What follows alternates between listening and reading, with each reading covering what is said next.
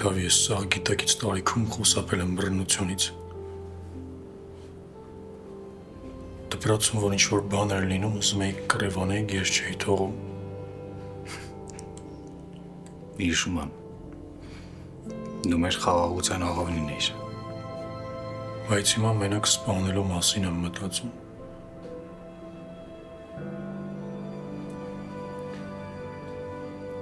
Դրա համար եմ ապրում, որ սպանեմ։ Բոլորս աղբերս։ Բոլորս էդ ենք ուզում։ Այդ նորմալ չի։ Մենք վաղուց արդեն հատել ենք նորմալի ու աննորմալի սահմանը։ Մեր կյանք էլ առաջանը չի լինելու սակ։ Որովհետև այդ կյանքում չկա Նանեն ու չկա Արամը։ Որովհետև իրենց սպանել են։ Իսկ մարդասպանը հիմա իր կյանքն է վայելում։ Ապրում է, ուրախանում է։ Ժպտում է, խոսում է, չգիտեմ։ Դավ ես գիտեմ իմ վերջը ինչ է լինելու։ Բայց ես չեմ ուզում, որ ձեր հետ էլ նույնը լինի։ Սա եթե քեզ թվում է, որ դու ես մղել մեզ այդ ծայրահեղ քայլին, ուրեմն դա տենց չի։ Մենք մեկը անելու ենք այն ինչ որ արել ենք։ Քո հետ է առանց քեզ։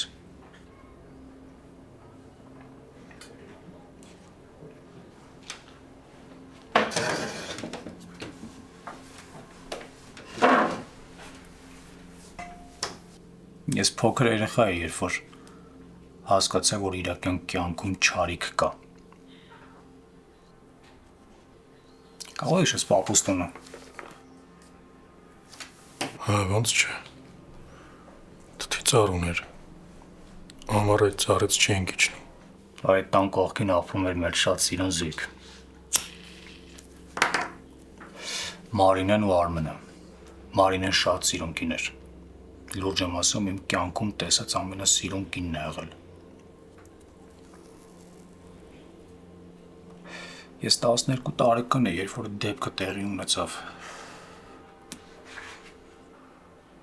Ինչ դեպք։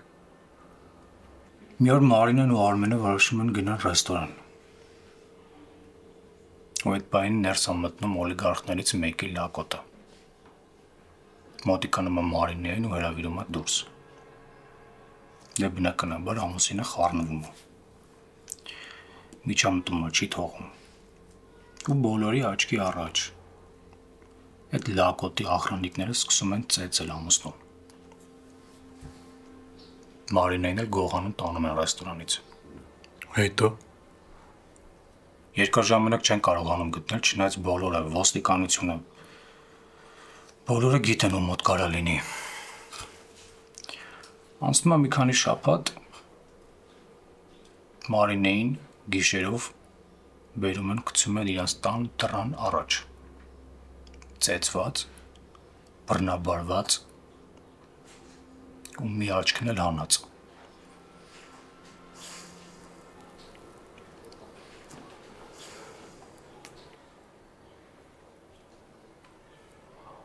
Ես այդ ամեն ինչը ծնողներիս գաղտնի խոսակցությունից եմ լսել։